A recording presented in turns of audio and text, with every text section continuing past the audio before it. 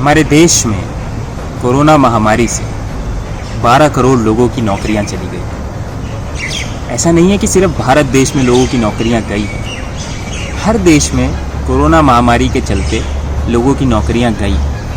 लेकिन और देशों में आप देखेंगे कि उनकी सरकारों ने आगे बढ़ के अपने युवाओं की सहायता की। उन्होंने कहा कि भैया अगर कोरोना से त्रस्त होकर आपकी नौकरी चली गई है तो आप चिंता नहीं कीजिए, उनके देश की सरकारें, उनके प्रधानमंत्री आपके साथ खड़े हैं। लेकिन भारत देश में क्या होता है?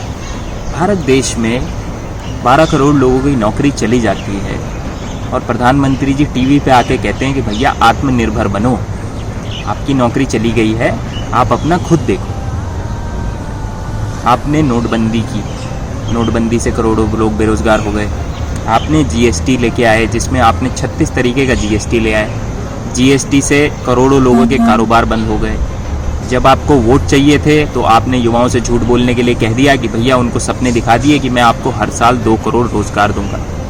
मैं ये पूछना चाहता हूँ देश के प्रधानमंत्री आदरणीय नरेंद्र मोदी जी से, आपको शर्म नहीं आती है? आपको लज्जा नहीं आती?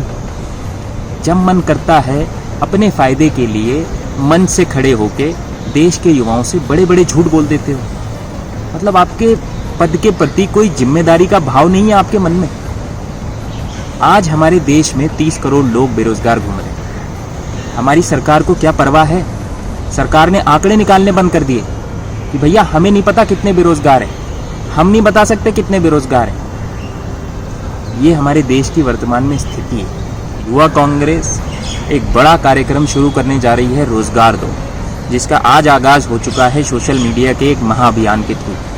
मैं आप सबसे रिक्वेस्ट करता हूँ कि प्लीज़ सोचिए, अपने आस पड़ोस में देखिए, आपको बहुत से ऐसे यंगस्टर्स मिलेंगे जो 5-5, 6-6 साल से तैयारी कर रहे हैं लेकिन सरकारी नौकरी का पेपर नहीं निकल रहा। आपने रिश्तेदारी में पता कीजिए, आपको किसी न किसी राज्य में ऐसे लोग मिलेंगे जिनकी भर्ती निकली थी लेकिन कोई ना कोई घोटाला हो गया और वो भर्ती पोस्टपोन हो गई और उसकी अभी ज्वाइनिंग की डेट नहीं आ रही।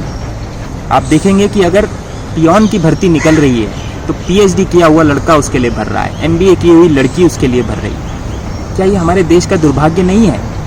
आप कैसे कह सकते हो इन स्थितियों में कि मेरा देश बदल रहा है, आगे बढ़ रहा है और इस तरीके की फलानी बातें? देश की मूलभूत समस्याओं के राजनीति करने की ज़रूरत है, स्वच्छ राजनीति करने की ज़रूरत है। ऐसे लोगों को आगे बढ़ाइए, सरकार से सवाल कीजिए। अगर हम सरकार से सवाल करेंगे तो सरकार को सोचना पड़ेगा, सरकार को युवाओं के हित में फैसले लेने पड़ेंगे, सरकार को युवाओं को रोज़गार देना पड़ेगा। और अगर आप रोज़गार देने में सक्षम नहीं हैं तो बिल्कुल साफ शब्दों में कह देना चाहता हूँ मोदी जी, अगर आप युवाओं को रोज़गार देने में सक्षम नहीं हैं तो गद्दी छोड़ दीजिए।